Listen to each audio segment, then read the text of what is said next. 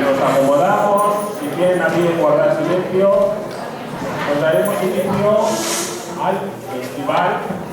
que anualmente ya durante 30 años, hasta la 30 edición de esta Semana Cultural, nada menos que 30 años, pues nuestro grupo viene a cumplir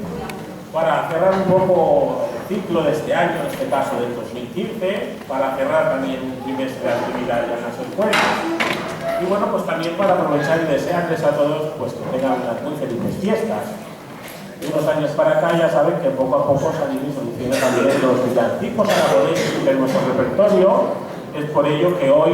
pues, queremos dividir el programa de este festival en una primera parte dedicada pues, a la jota, con un especial protagonismo para las escuelas, para los niños que también pues, son el futuro del grupo en esta casa, pero también son los protagonistas de unas fiestas que ahora estamos celebrando, que son las fiestas navideñas. Y en la segunda parte pues, queremos dedicarles pues, los villancicos aragoneses que poco a poco hemos ido incluyendo en nuestro repertorio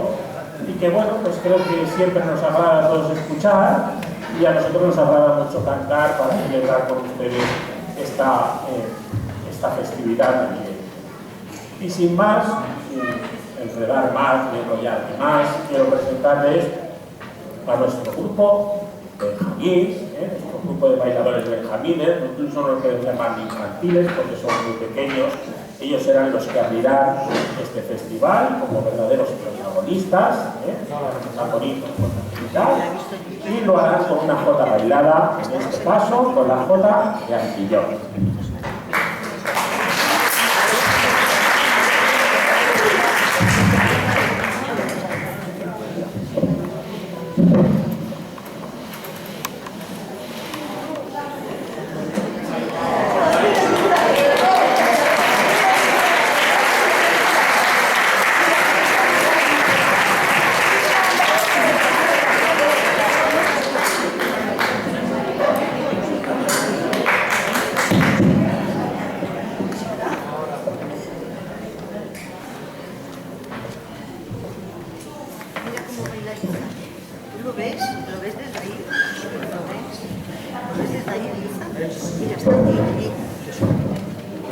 Artistas, venga con ella.